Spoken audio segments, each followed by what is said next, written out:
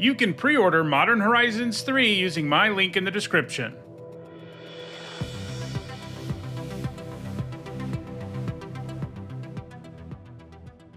Hi everyone, I'm Hone, and in this video I'm continuing with my Modern Horizons 3 set review. I've already covered all the multicolored, colorless, white, blue, and black cards, and in this video I'll be looking at the red ones. For each of these cards I'll discuss how I think they'll perform in Limited, that means draft and sealed, and I'll punctuate each evaluation with a letter grade. If you're new to my set reviews and unsure of what my letter grades mean, you can find a guide in the description for this video. There are a few important things to keep in mind as I review these cards. First, because we're only talking about draft and sealed, I'm only going to talk about cards that are in play boosters. Furthermore, I'm only looking at cards from the main set in this video. Play boosters in this set do have a bonus sheet, and I'll be talking about those in a later video. Second, these are my evaluations of these cards before actually playing with them, since the goal is to have a set review done in time for the pre-release, and that of course means I'll be wrong about some things. However, as the format comes into focus, I'll be doing videos where I discuss how things have actually turned out. Lastly, I want to let you know that there is a set review related perk for being a channel member or a patron. You get access to a spreadsheet with all of my grades once the set review is complete. If that interests you, check out the description where you can find out how to support the channel using one of those methods. Alright, without further ado, let's dive in with a look at all the red cards in Modern Horizons 3. First up, we've got Aether Revolt, which for 2 generic and 2 red is a rare enchantment, and it has a revolt. As long as a permanent you controlled left the battlefield this turn, if a source you control would deal non-combat damage to an opponent or a permanent opponent controls, it deals that much damage plus 2 instead. Whenever you get 1 or more energy, Aether Revolt deals that much damage to any target. This is an insane energy payoff, and there is a lot of energy in this set. You're not only going to be getting energy from this card, most likely, and even if you can't revolt before gaining energy, pinging something for every energy you get is amazing, and red has lots of ways to get energy. That said, you do need to be doing energy stuff to play this. Just increasing non-combat damage, that effect alone is not worth a 4 mana card, so I think this needs a build-around grade. It's probably like a D in a regular red deck, but I think it's as good as an A in a deck that is heavy on energy. Being able to both revolt and do damage to your opponent equal to the energy you produce is just going to be completely insane and take over a lot of games. Next up, it's Amped Raptor, which for 1 generic and a red is a 2/1 dinosaur at uncommon with first strike. When it enters the battlefield, you get 2 energy. Then if you cast it from your hand, exile cards from the top of your library until you exile a non-land card. You may cast that card by paying any amount of energy equal to its mana value rather than paying its mana cost. A 2-mana 2/1 with first strike is already a card that you pretty much always play, and this one will draw you a card sometimes. Your chances of pulling that off go up if you have a really low curve and or other ways to make energy. When you do get to cast something without spending any mana, the Raptor will feel insane, but you're also unlikely to pull that off if you play it as a 2-drop, for example. But the fact is, it's a really good 2-drop because it's a 2-mana 2/1 with first strike, and it's likely to also be good late because you're more likely to cast the spell. It's good basically all game long, and sometimes it'll do something really absurd. I'm giving it a B.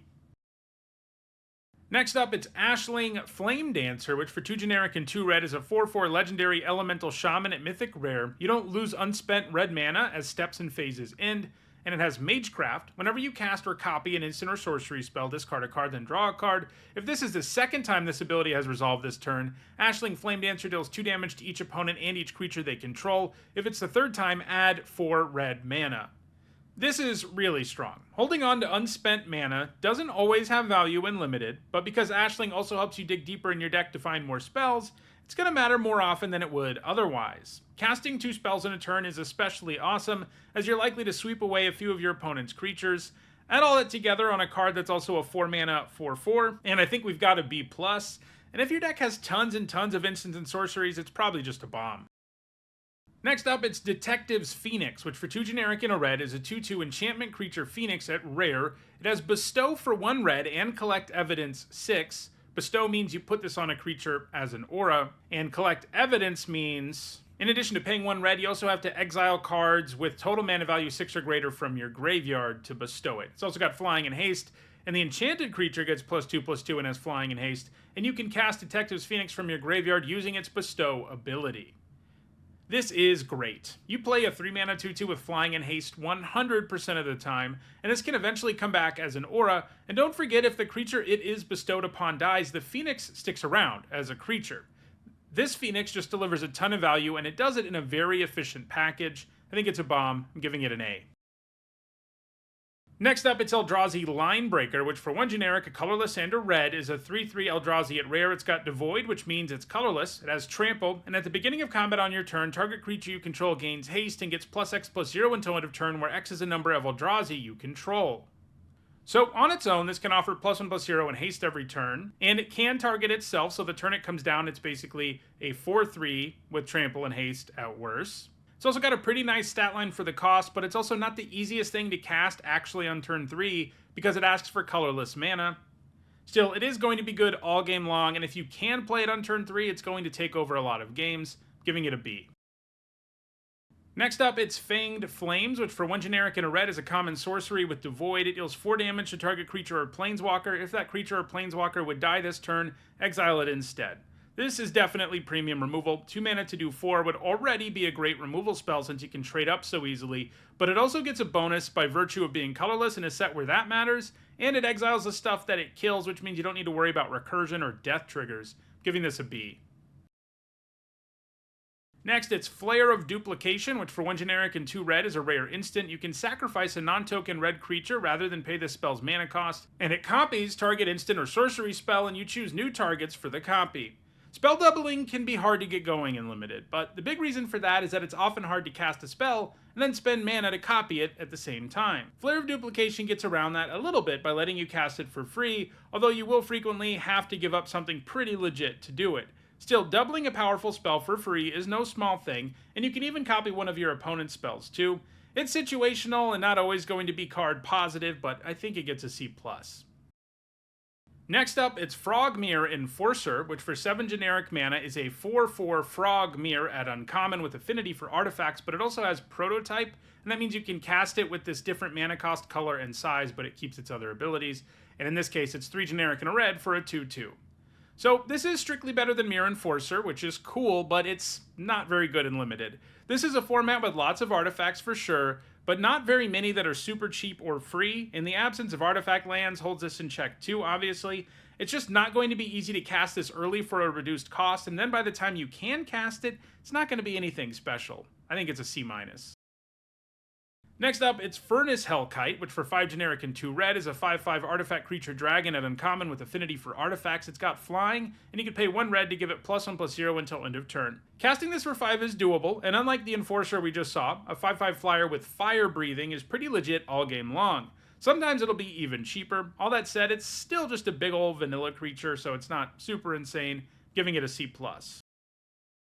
Next up, it's Galvanic Discharge, which for 1 red mana is a common instant. Choose target creature or planeswalker. You get 3 energy. Then you may pay any amount of energy, and it deals that much damage to that permanent. This is great. The floor is that it's Lightning Bolt that only hits creatures, and the fact you can cash in additional energy you have, or spend less energy to kill something like an X2 is pretty awesome. This is just so cheap and has some synergy in the set that's really good. I think it's a B+ and just an amazing comment.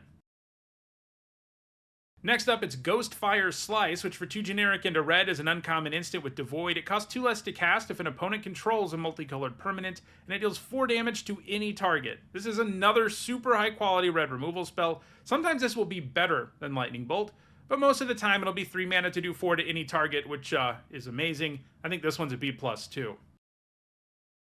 Next up, it's Glimpse the Impossible, which for 2 generic and a red is a common sorcery. Exile the top 3 cards of your library. You may play those cards this turn. At the beginning of the next end step, if any of those cards remain exiled, put them into your graveyard, then create a 0/1 colorless Eldrazi spawn creature token. For each card put into your graveyard this way, those tokens of course have sack this creature, add colorless.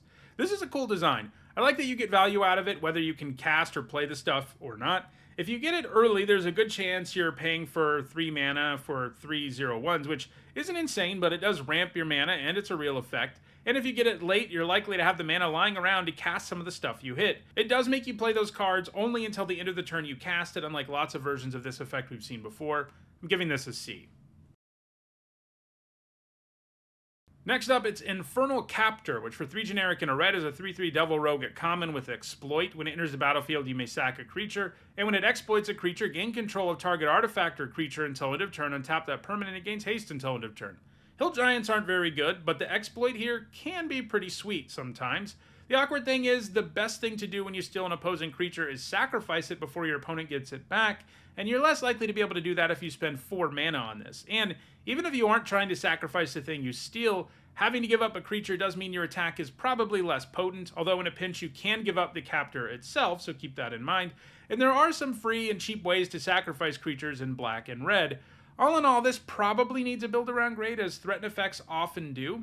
This is probably like a D+ in a lot of red decks in the format, but a C+ in a deck that has enough free or cheap ways to sacrifice the threatened creature. Next up, it's Inventor's Axe, which for 1 red mana is a common artifact equipment with flash. When it enters the battlefield, you get 2 energy. When it enters the battlefield, you attach it to target creature you control. The equipped creature gets +2/+0, and it can equip for 2 energy. We saw a card a lot like this before, Dueling Rapier, and it wasn't very good. 1 mana for +2/+0 wouldn't make a good combat trick, because while your creature is more likely to kill the creature that's blocking it, it's also just as likely to die. The times where you do kill something outright and your creature survives are where this feels really good, but I wouldn't count on it. This does obviously have the energy thing going on, and if you're in red, you probably have something to spend that energy on, but only equipping for energy is also kind of annoying. I just sort of wish you could equip it for like 5 or something so that you could still do something with it if you didn't have energy. But overall, I just don't think this looks very powerful, even at 1 mana, giving it a D+. Next up, it's Mogg Mob, which for 3 red mana is a 3/3 goblin at uncommon. You can sack it to do 3 damage divided as you choose among 1, 2, or 3 targets. They basically made this 3 Mogg Fanatics stapled together, which is pretty hilarious. Obviously, if you can cast this, it's amazing. It has solid stats and a very powerful activated ability. The problem is, triple red is not exactly easy to come by in Limited. The good news is, no matter when you play this, it is likely to be able to do something, but you do have to account for the times where you never cast this, which can definitely happen. If this were too generic in a red for 3/3 with this ability, it would probably be a B+. But the mana cost is serious, and it probably holds it to a C. Next up, it's Molten Gatekeeper, which for 2 generic in a red is a 2/3 artifact creature golem at common. When another creature enters the battlefield under your control, it deals 1 damage to each opponent, and it has an earth for 1 red, which means you can pay 1 red and return it from your graveyard to the battlefield. It gains haste, exile it at the beginning of the next end step, or if it would leave the battlefield, unearth only as a sorcery. Pinging your opponent every time a creature enters tend to be a pretty okay ability, though it does get better if you've got cards that make multiple bodies. I do like that this has Unearth for only 1 red, partly because it means you can bring it back super cheap and then play something to ping your opponent for some value, but the idea of bringing this back with Unearth for 1 mana and sacrificing it for value is what really intrigues me. Still, the stat line's bad and the ability isn't particularly good overall. I'm giving it a C. Next up, it's Party Thrasher, which for 1 generic in a red is a 1/4 lizard wizard at rare. Non-creature spells you cast from exile have Convoke, which means each creature you tap while casting a non-creature spell from exile pays for 1 generic or 1 mana of that creature's color. At the beginning of your pre-combat main phase, you can discard a card, and if you do, you exile the top 2 cards of your library and choose one of them. You can play that card this turn. This is basically like the best version of rummaging ever. A 2 mana 1/4 that let you rummage every turn, every pre-combat main phase, is a card I'd already like, but this gives you more card selection than a usual rummage effect does, and the Convoke angle isn't entirely irrelevant either. Now keep in mind, this does not net you cards, it's just card selection. Really, really good card selection, but card selection nonetheless. The stat line's honestly not terrible either. I'm giving it a B+. Next up, it's Phyrexian Ironworks, which for 2 generic and a red is an uncommon artifact. When you attack, you get an energy counter, and you can tap it and pay 3 energy to make a 3/3 colorless artifact golem creature token. Activate only as a sorcery. I don't like this very much. It doesn't count every one of your attackers. You only get 1 energy per combat step. So that means the turn you play this, there's a good chance it does stone nothing. And sure, there are other energy things around, and if you can make a 3/3 right away with this, it will feel much better. But the field case where it does nothing the turn you play it is going to come up a lot, and there's a good chance it doesn't do anything for a couple more turns too. I'm giving this a D+. Next up, it's Power Balance, which for 2 red mana is a rare enchantment. Whenever an opponent casts a spell, you may reveal the top card of your library. If you do, you may cast that card without paying its mana cost if the 2 spells have the same mana value. This is a fun callback to Counterbalance and definitely powerful, but not unlimited. You can't manipulate your deck enough for you to actually be able to do something with this consistently. It's an F. Next up, it's Rawl in the Implicit Maze, which for 3 generic and 2 red is an uncommon enchantment saga. Chapter 1 says, Rawl in the Implicit Maze deals 2 damage to each creature and planeswalker your opponents control. Chapter 2 says you may discard a card. If you do, exile the top 2 cards of your library. You may play them until the end of your next turn. And Chapter 3 says create a Spellgorger Weird token. It's a 2 generic and a red 2/2 weird creature with, whenever you cast a non-creature spell, put a +1/+1 counter on Spellgorger Weird. So this is really good. Chapter 1 is likely to impact the board in a fairly significant way, and it only hits your opponent's side of the board. It's not always going to be able to kill stuff, but it usually will kill like at least one thing, and sometimes it'll do way more than that. Chapter 2 can potentially give you card advantage, and in fact, it's kind of likely it does, because you had at least 5 mana to play this. You're going to exile 2 cards off the top. There's a pretty good chance one's a land and one's a spell. There's a chance that both are spells that you can cast. Like, that's just a really good ability. And then Chapter 3 gives you a very real body. I like this so much that I think it's an uncommon that actually reaches into the lower bomb range. I'm willing to give it an A-. It just gives you so much for 5 mana that it's just crazy powerful. Next up, it's Reckless Pyro Surfer, which for 1 generic and a red is a 2/2 human scout and uncommon. It's got haste and landfall. Whenever a land enters a battlefield under your control, it gains Battle Cry until end of turn. Whenever this creature attacks, each other attacking creature gets +1/+0 until end of turn. Each instance of Battle Cry triggers separately. 2 mana 2/2 haste tends to play pretty well, and the landfall trigger here can really make your attack into a huge problem for your opponent. Playing this and then playing your land drop is the ideal way to do it. If you do find a way to trigger it more than once, that does matter too, which is kind of cool. Giving this a B.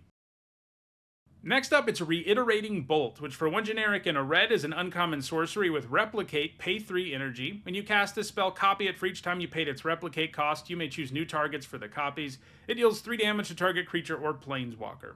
How many good red removal spells does this set have? 2 mana to do 3 at sorcery speed is always something you would play, and sometimes you'd be able to make multiple copies of this. I wouldn't really count on being able to make more than 1 copy, but even then you're getting a great 2 for 1. I'm giving this a B. Next up, it's Sarpadian Simulacrum, which for 1 red mana is a 1/1 artifact creature golem at common. It's got haste. You can pay 3 generic and a red and sacrifice it to do 4 damage to target creature.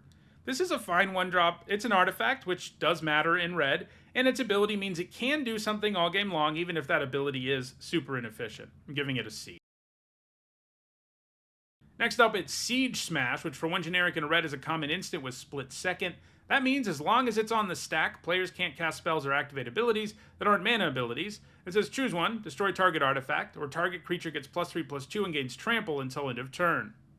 This looks really good to me. The set has lots and lots of artifacts this can destroy, and the combat trick mode is a playable card in aggressive red decks already, and with split second it gets even better, although keep in mind it doesn't mean your opponent can't 2-for-1 you if you use this as a trick. They can just wait for it to resolve for your creature to get the buff and then kill the creature, which is still effectively a 2-for-1. Although it doesn't work if the creature's now too big and stuff like that. I'm just saying it's not like your creature is completely protected just because this card has split second, because it does resolve eventually and usually give your opponent time to respond to it resolving. But still, it's a really good card. It's going to destroy lots of artifacts and win lots of combats. I'm giving it a C+. Next up, it's Skittering Precursor, which for 2 generic and a red is a 3/3 Eldrazi drone at uncommon. It's got Devoid and Menace. And when you sack a non-token permanent, create a 0/1 colorless Eldrazi spawn creature token with, sacrifice this creature, add colorless. 3 mana 3/3 Menace is a nice starting point, and the sacrifice payoff here can come in pretty handy, giving it a C+. Next up, it's Skoa Ember Mage, which for 4 generic and 2 red is a 4/4 legendary goblin wizard at common. When it enters a battlefield, it deals 4 damage to any target, and it has Grandeur, which means you can discard another card named Skoa Ember Mage, sack 2 mountains, and it deals 4 damage to any target. It's a common legendary creature, and it's pretty good. It's a little expensive, but it comes down and kills something, and has the potential to kill your opponent too. Grandeur is interesting here as well, because as a common, it does mean if you have more than one of this around, you can still get value out of the extra copies. In fact, it basically becomes Fire Blast, which is pretty sweet. It's fun to imagine casting this, doing 4 to your opponent, and then discarding the other one and doing 4 more to your opponent or something like that just to finish them off. Like, this is a 6-drop that can really get you back ahead from behind because it can remove things. I mean, the stat line's not great, but doing 4 is just so much. And like I said, the Grandeur upside will actually come up on occasion. I think this is a B-. Next up, it's Smelted Charge Bug, which for 1 generic and a red is a 1/3 artifact creature instant at common. It's got Menace. When it enters the battlefield, you get 2 energy, and when it attacks, you can pay 1 energy. If you do, another attacking creature gets +1/+0 and gains Menace until end of turn. It's a little bit of a bummer it can't buff its own power, as a 1/3 isn't likely to be super relevant for long, and it sends itself into combat just so you can use this ability, unlike some triggers in this set that just say when you attack. In this case, you have to attack with the charge bug. Now, your opponent does have to use 2 creatures just to block it and make sure they don't have to deal with that ability again, but a lot of the time that's not that big of an ask, especially in the later stages of the game, and even in the early game, I'm not that impressed with the charge bug. I think it's probably just a C-. Next up, it's Spawn Gang Commander, which for 3 generic and 2 red is a 2/2 Eldrazi Goblin at uncommon with Devoid. When you cast it, you create 3/0/1 colorless Eldrazi spawn creature tokens with, sacrifice this creature, add colorless, and you can pay 1 generic and a colorless, and sack an Eldrazi to do 2 damage to any target. So, Siege Gang Commander is an Eldrazi now, apparently, and a 5 mana 2/2 that makes 3/0/1s is a pretty nice deal. Sometimes it'll let you ramp into something big on your next turn, and then if you get it late and you don't have that many uses for the mana, you can start chucking Eldrazi at stuff, which is pretty strong. I'm giving this a B. Next up, it's Thriving Skyclaw, which for 2 generic and 2 red is a 3/2 cat dragon at common. It's got flying. When it enters the battlefield, you get 3 energy, and when it attacks, you can pay 3 energy, and if you do, you put a +1/+1 counter on it. A 4 mana 3/2 flyer is pretty below rate these days, but this does become a 4/3 flyer when it attacks, provided you have that energy. There's still this window where like every 1 mana removal spell in the format can kill it that I don't like, but at least the energy it gives you some sort of value that you can probably use on something else, so it doesn't seem like a disaster to me, and there will be some games where it can really just keep growing, which is pretty sweet. I'm giving it a C.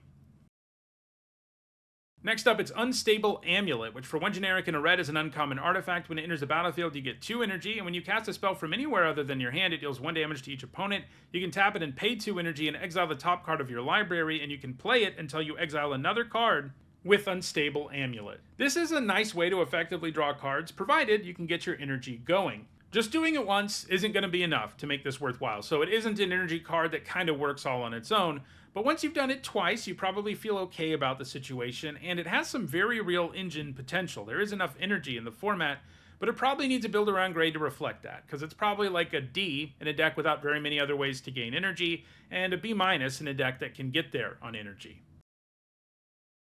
Next up, it's Void Pouncer, which for 1 generic and a red is a 3/1 Eldrazi at common with Devoid. It has Kicker for 2 generic and a colorless. That means you can pay this additional cost, and if you do, it enters the battlefield with 2 +1/+1 counters and a trample counter on it, and with haste. A 2 mana 3/1 is fine on turn 2, and in the late game, this is a 5 mana 5/3 with trample and haste. You're not getting an awesome deal in either of those cases. Both of those cards individually are probably a C- at the very, very best, and that's probably pushing it. But when you have one card that can do both, it is significantly better. I'm giving this a C.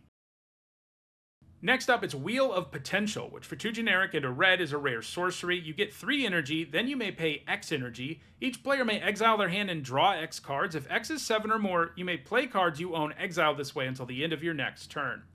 An energy-based Wheel of Fortune is pretty cool. Symmetrical card draw usually isn't very good in limited, though, because your opponent gets a shot at using the new cards first. It's also a May trigger here, so paying less for X to make your opponent discard their hand or whatever isn't an option. Now, if you have a ton of energy, like 7, things do get kind of interesting since you effectively hold on to the cards you exile. But the weird thing is, by the time you can cast this and pay 7 for X, how likely are you to have like a bunch of cards in hand anyway? Not very at all. So this is probably just an F, as wheel effects often tend to be in limited. Alright, let's move to the double-faced cards, starting with the modal double-faced card, Pinnacle Monk. A modal double-faced card is a double-faced card where you can play either side. So Pinnacle Monk is 3 generic and 2 red for a 2/2 Djinn Monk at uncommon with prowess, and when it enters the battlefield, you return an instant or sorcery card from your graveyard to your hand. And the other side is Mystic Peak, a land that enters the battlefield, and when it does, you may pay 3 life, and if you don't, it enters the battlefield tapped, and you can tap it for red. So, mini-spell decks would feel kind of okay about playing a 5-mana 2/2 with prowess that gets a spell back from the graveyard. It wouldn't be a great card in your deck, or even close to great, but it would be fine. And of course, when you get this early, you can play it out as a land, and that's a big deal, because being able to play Pinnacle Monk later in the game, when you would have drawn a land otherwise, and you get a real card that actually gets you something back from the graveyard, gives you a 2-for-1 even if it's a pretty clunky one most of the time, that's a pretty good late game play, whereas in the early game, you probably just need the mana more. I'm giving this a C+. Next up, it's Rahl, Monsoon Mage, which for 1 generic and a red is a 1/3 legendary human wizard at Mythic rare. Instant sorcery spells you cast cost 1 less to cast. Whenever you cast an instant or sorcery spell during your turn, flip a coin. If you lose the flip, Raw Monsoon Mage deals 1 damage to you. If you win the flip, you may exile Raw. If you do, return him to the battlefield transformed under his owner's control.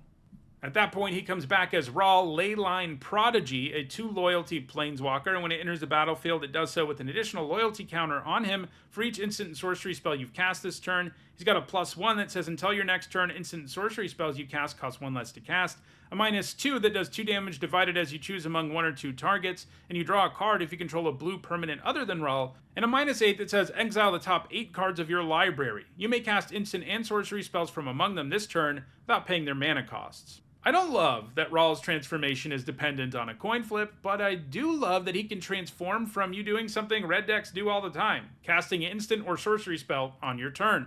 Raw, of course, makes that easier than usual because of his cost reduction effect too. It's not out of the question that you transform Raw on turn 3, in which case your opponent is in some serious trouble because you just paid 2 mana for a pretty good planeswalker. He'll transform as a 3-loyalty walker in that case, and then use his -2 to probably wipe away the opponent's board. The +1 isn't the most exciting thing ever, but it does make it more likely you can cast spells to protect him. His ultimate is pretty strong, but even in a spell deck can sometimes fail to get the job done. The flip side of all of that, of course, is it's possible you don't win the coin flip and don't have another spell for a very, very long time, or you get Raw late and transforming him at that point just isn't that good. So he is really good, but I don't think he's a bomb. I'm giving him a B+. And our last card is another modal double-faced card. It's Sundering Eruption, which for 2 generic and a red is an uncommon sorcery. Destroy target land. Its controller may search their library for a basic land card, put it on the battlefield tapped, and then shuffle. Creatures without flying can't block this turn. On the other side is a land called Volcanic Fissure. When it enters the battlefield, you can pay 3 life. If you don't, it enters the battlefield tapped, and it can tap for red. The land destruction effect is not very good here, but turning off blocks for a turn is a nice mode to have on a land. When that effect is good, it's usually game-winning, and when it's not, well, you've got a land. I'm giving this a C+. So those are all the red cards in Modern Horizons 3.